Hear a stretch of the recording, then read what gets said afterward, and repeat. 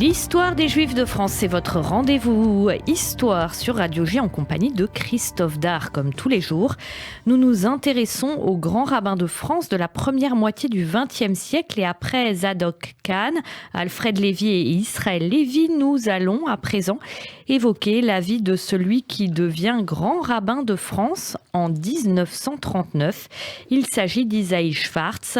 Nous allons faire son portrait avec vous, Christophe. Isaïe Schwartz naît en Alsace en 1876. Plus précisément à Treinheim, c'est dans le Bas-Rhin, près de Molsheim, une vingtaine de kilomètres de Strasbourg. À l'époque de la naissance d'Isaïe Schwartz, alors que la commune ne compte qu'environ 500 habitants, il existe une synagogue depuis 1842, mais qui sera finalement vendue par le consistoire du Bas-Rhin et démolie lorsque la dernière famille juive quittera Treinheim en 1923. Isaïe Schwartz est le fils d'un commerçant, et pour ne pas qu'il soit allemand, puisque je vous le rappelle, l'Alsace, au moment de sa naissance, est allemande depuis quelques années, depuis 1871 et la défaite de la France face à la Prusse, eh bien, il est envoyé à Paris pour étudier au Talmud Torah et puis au séminaire israélite de France, qui au départ était en fait l'école centrale rabbinique lorsque le consistoire central l'avait fondée en 1829. De 1830 à 1859, l'école rabbinique siège à Metz, bastion, on le sait, de la religiosité judéo-française depuis le Moyen-Âge, mais la communauté parisienne devenant de plus importante, eh bien, cette école a été transférée dans la capitale. C'est donc là, à Paris, au sein donc de ce séminaire israélite de France, que le jeune Isaïe Schwartz va étudier. Après 10 ans d'études, il exerce la fonction de rabbin intérimaire à Marseille. Son premier poste de rabbin est à Bayonne. Alors que dans cette ville, le rite séfarade domine, il s'adapte facilement alors qu'il est ashkénaze. Et oui, pour un Alsacien, effectivement, c'est une découverte, mais ça se passe très bien. Et d'ailleurs, il est ensuite nommé grand rabbin de Bordeaux jusqu'en 1919. Et il officie à la grande synagogue inaugurée en 1882. Je ne sais pas si vous avez l'occasion de la visiter, Eva, c'est vraiment magnifique. C'est l'une des plus vastes d'Europe d'ailleurs. Et la présence de la communauté juive à Bordeaux est d'ailleurs attestée depuis plusieurs siècles. Elle va s'accroître avec la promulgation du décret de l'Alhambra, décret du 31 mars 1492, un texte par lequel les rois catholiques décident d'expulser les juifs de la péninsule ibérique, fuyant les persécutions de la terrible Inquisition. Nombre d'entre eux décident alors de s'installer dans le sud-ouest de la France, notamment à Bordeaux. Donc on peut dire que Isaïe Schwartz à Bordeaux, en tant que grand rabbin, va sans doute côtoyer des fidèles qui descendent de générations et de familles venues d'Espagne et du Portugal depuis quelques siècles. Mais lorsque la Première Guerre mondiale se termine en 1918 et que l'Alsace ainsi que la Moselle redeviennent françaises après avoir été allemandes, le consistoire israélite du Bas-Rhin demande à Isaïe Schwartz de revenir en Alsace pour prendre la tête du rabbinat. Et on est en 1920, Isaïe Schwartz a 44 ans. Sa tâche est importante car la communauté juive strasbourgeoise et alsacienne dans son ensemble a été fracturée pendant la guerre. Et puis surtout, bien sûr, elle est décimée car beaucoup de juifs alsaciens, comme évidemment beaucoup de juifs français, mais peut-être eux encore plus car ils étaient encore allemands, ont participé au combat et ils ont perdu la vie. Le 8 mars 1939, à la suite du décès de Israël Lévy, Isaïe Schwartz est nommé grand rabbin de France par le consistoire central. C'est alors la deuxième fois qu'un rabbin de Strasbourg devient grand rabbin de France.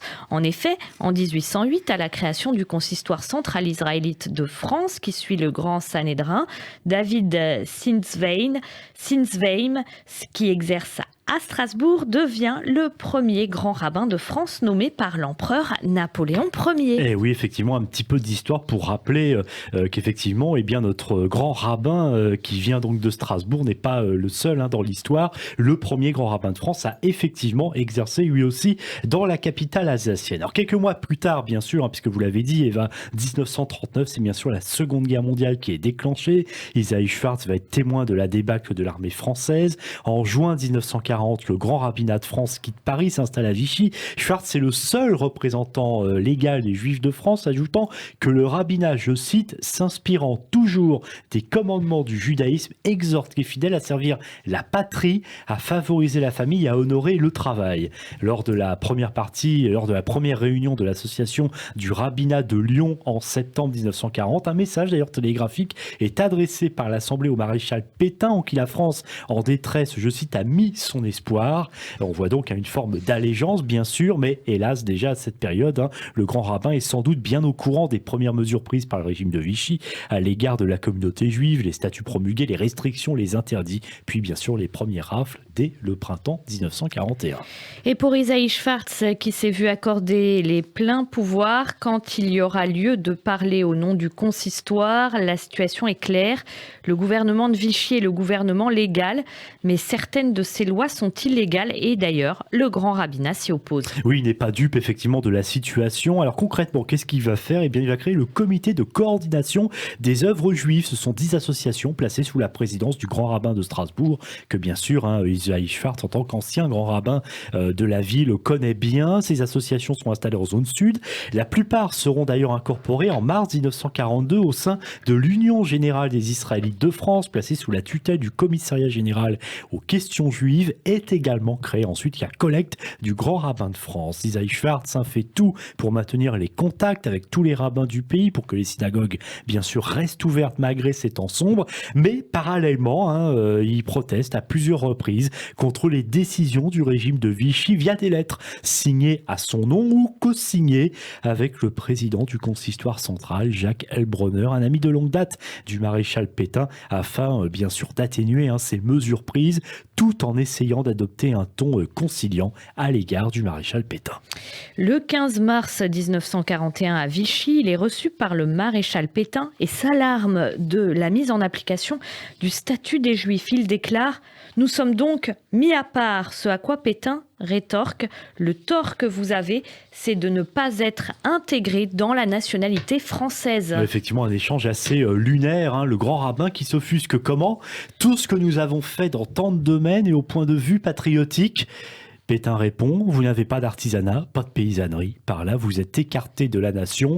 Il ajoute, achetez des terres, cultivez-les en famille et toute animosité disparaîtra. Malgré ce dialogue de sourds, on le constate, Isaïe Schwartz croit en un apaisement de la situation. Et d'ailleurs, voici ce qu'il dit justement aux Juifs. Quelle que soit votre amertume et sans rien accepter de ce qui vous a mis hors de la loi commune, subissez régulièrement les obligations qui vous sont faites par les lois, décrets, arrêtés et règlements du gouvernement français, en appelant dans votre conscience de la France contrainte et meurtrie d'aujourd'hui à la France généreuse et libre de toujours. Ne cachez pas votre qualité d'israélite. Soyez renseignés et en règle avec les lois. Ne vous cachez pas d'être ce que vous êtes. Soyez simple et modeste. Vous n'en serez que meilleur israélite et meilleur français. Isaïe Schwartz a fait ce qu'il peut, mais il est démuni alors que les rafles se succèdent. Malgré des soutiens de la part des autorités protestantes et catholiques, l'écrivain Paul Claudel lui envoie une lettre datée du 24 décembre 1941, dans laquelle il fait part de son dégoût, de l'horreur et de l'indignation qu'éprouve à l'égard des iniquités, des spoliations, des mauvais traitements de toutes sortes dont sont actuellement victimes nos compatriotes israélites, tous les bons Français et spécialement les catholiques. Le 15 mars 1942, le grand rabbin Schwartz fonde l'aumônerie générale des camps d'internement, mais avec la création de l'Union générale des Israélites de France par le gouvernement de Vichy, et bien évidemment, il y a une prise de contrôle par le gouvernement de Vichy de toutes les associations d'entraide et les Juifs en sont coupés progressivement. En 1943, la copie de l'une de ces protestations signée avec le président du consistoire central, Jacques Heilbronner, tombe entre les mains des Allemands. Heilbronner est arrêté puis déporté avec sa femme Jeanne par le convoi numéro 62 du 20 novembre 1943 du camp de Drancy à Auschwitz.